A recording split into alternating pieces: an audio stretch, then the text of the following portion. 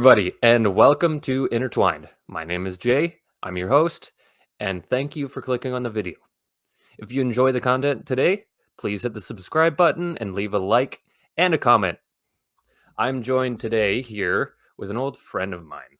He's in the military, Canadian Armed Forces, and he's been in there for a number of years. I'll let him explain his story, but yeah. Hey, Nate, how's it going? Good, man. I gotta say, I like what you do with your hair. For reference, he had more when I last saw him. Yep. Yeah, I did. At one point, I had an afro. Yes. Oh my god. That was glorious. No, it suits you more like this. I think so. So you are part of the Canadian Armed Forces. What job do you do? What trade do you do? So my trade is bosun or boatswain for old school. Yeah. What is a bosun? The simple way I put it to my city friends, if it goes boom, bang, or fuck, it's my job. So I handle small arm weaponry, so like the Sig Sauer, the C8, C9, the 50 cal, the newly installed Near Whiz, which is basically if the Terminator and a 50 cal had a love child and hated everyone. Nice. Okay, that's interesting. So you handle all these weapons. How often? Can I ask that? I'd say at least. I'm allowed to ask. Yeah. Okay. I'd say at least once a week I've touched a weapon for the last few years. Right. I mean, there's like daily weapon inspections, there's oil in the weapons, maintaining them, teaching other people how to use them. So yeah, I'd say like I can't go 5 working days without handling a weapon of some kind. I was gonna say it sounds like masturbation, but what did he say? Close. Yeah, well, the other thing is I don't think I'd want to teach other people how to masturbate. Oh, thank God. You know, that'd be kind of weird. So, how long have you been in the forces? I was actually just looking at it. I'm coming up on my 6-year anniversary of enrollment. Congrats. Tell me a little bit about what made you want to join the forces. This is actually like a little bit of a story. And here we go. Opens a book. When I was 12, me and my cousin couldn't decide like who was superior. So we both made a bet that we both joined cadets, which we both thought we'd hate. And whoever stayed in longest was the superior cousin. So we joined Sea Cadets. They stayed in for about 4 months. And after 4 months, I was like, I actually kind of really dig this. And so I just went with it. And I stayed in Sea Cadets until I aged out at 19. So I wasn't even allowed to be a Sea Cadet anymore. And by that point, like I'm an adult, I've been graduated. And it was kind of like my trajectory to trying to join the Navy anyways at that point. Like all my skills and knowledge were there. So I enrolled shortly after finishing cadets. I wanted to see it finish before moving on. And it's just been kind of just like one long course since the age of 12 to kind of end up where I am. And you're how old now? I'm 25. 25, so 13. My back hurts in the morning. So when did you start basic training? Tell me a little bit about that. So I can't remember the exact date, but I remember it being early spring. I get the phone call saying like, hey, pack your bags, you're going to basic. And I actually didn't even think ahead to be like, where is basic? So when they emailed me my plane ticket, it was all the way in Quebec. And my first thought was, shit, I don't speak French. But anyways, packed my bags, quit my job, put in my 2 weeks notice. And flew to Quebec. I got picked up and brought to what's called CFLRS Saint Jean. It's a military base. It actually used to be a prison in Quebec, and it's got the exact same vibe, honestly. So we get to the CFLRS. They have us all line up, and basically from the get-go, you got like this like vibe. You're like, oh yeah, this is going to be a different temperament than my day-to-day life. I had been warned ahead of time because the recruiter who recruited me was like, hey, I see on your file you're a cadet. And I'm like, yes. And he's like, don't show it. Don't. If you show up to basic and you're the goody two-shoes cadet, they're going to want to break you harder. So just pretend you didn't do it. and just hide that skill set. I believe that's called gray manning. Is that what Yeah, it is? Yeah. I tried to gray man. Admittedly, Yeah. it didn't work. And I think the key reason behind that is because I'm 5'1", so really hard not to notice when the leprechaun gets off the military trainer and they're just like, "Where's the other half of you, my guy?" And like they really find a way to tailor their insults like to you. You really feel cared for, you know, because they bothered to remember you. So a big part of my basic was my staff instructors like reminding me that they think I'm only there because I'm trying to prove a point that a short guy can be in the military. And you know what? Sure, maybe in a way it was, but it was my goal all along. And after like high school, man, I don't think those guys could have said anything I hadn't already heard. So I was pretty all right with that. So they brought us in, they opened all of our bags, they took all of our contraband, and like I wasn't even trying to play it close to the chest. Like I wasn't trying to be sneaky about it, being like, this isn't a tablet, this is an ebook, and I'm allowed to bring books. No, I was not trying it. And even then, my mom snuck granola bars into my bag in case I got hungry. It's kind of like a one last goodbye. And they're like, "What is this?" And I'm like, "It's contraband." And they're like, "It is contraband." And then they threw it in the trash in front of me. And then they found another one. They're like, "Motherfucker, are you trying to put on weight in basic?" No. This guy ate it in front of me. And he was like, "You search your own bags. I'm busy over here." And just keeps eating the granola bar.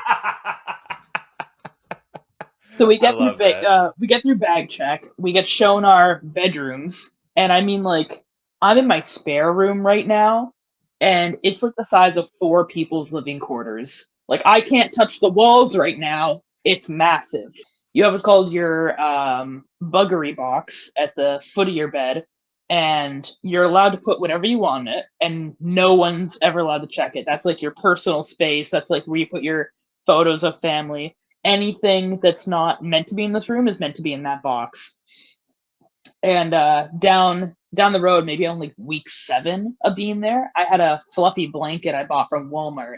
And I'd take it out of the box after inspections at night, sleep with it, wake up early, bundle it up, put it back in the buggery box, and then that way my bed stayed made. I didn't have to sleep under my blankets because I slept under the furry blanket.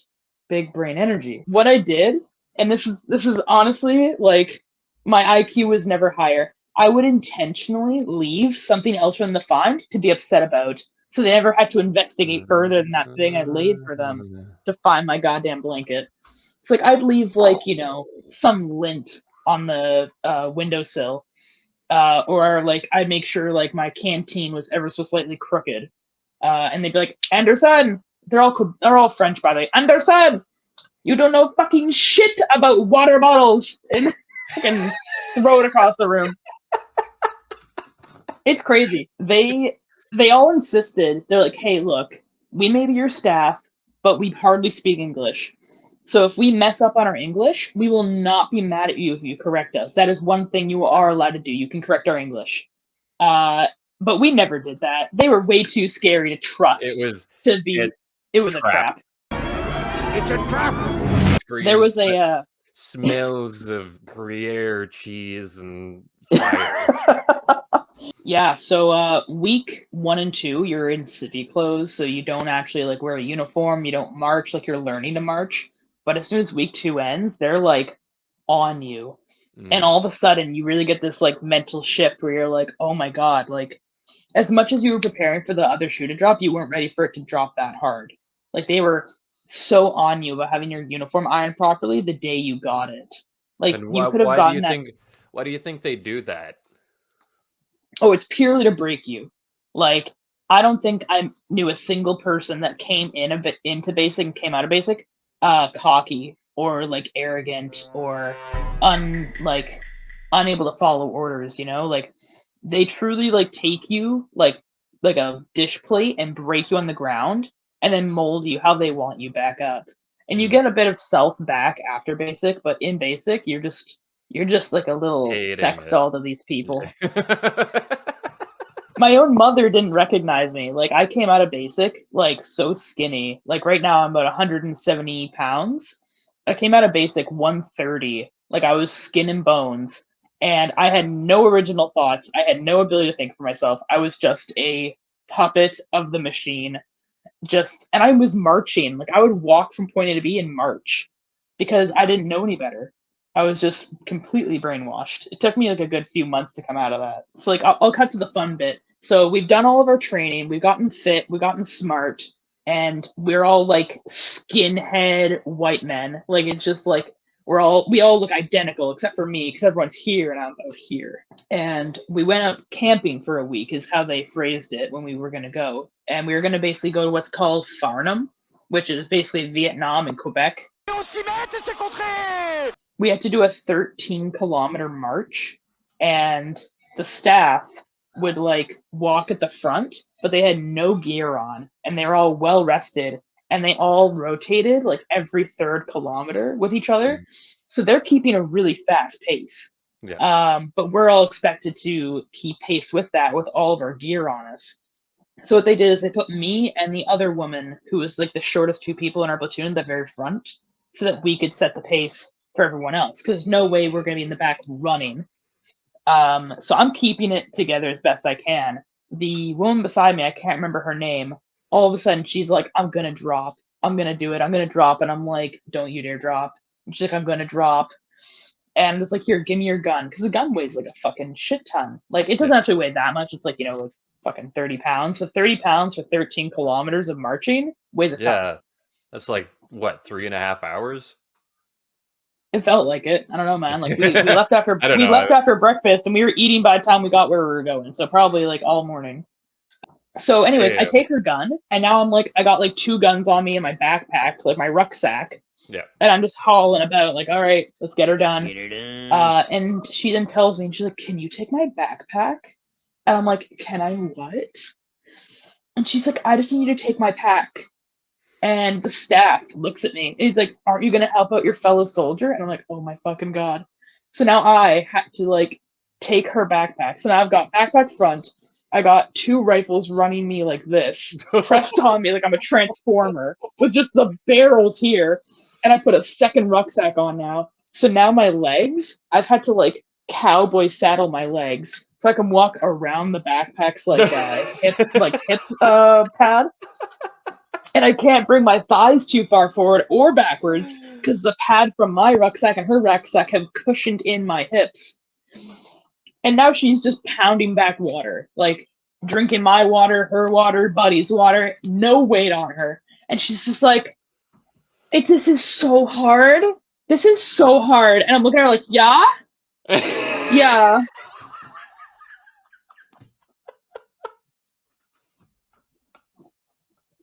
Oh my gosh. Oh, you know what it is too? So like, I finally get to the checkpoint where we can put all our stuff down. I put it all down, and the staff, like, the canteen, is like, hey, it was good of you to carry your kit. I'm like, thanks. And he's like, yeah, I didn't expect much of her anyways. And I said, why is that? He's like, she signed up to be a clerk. Moved on.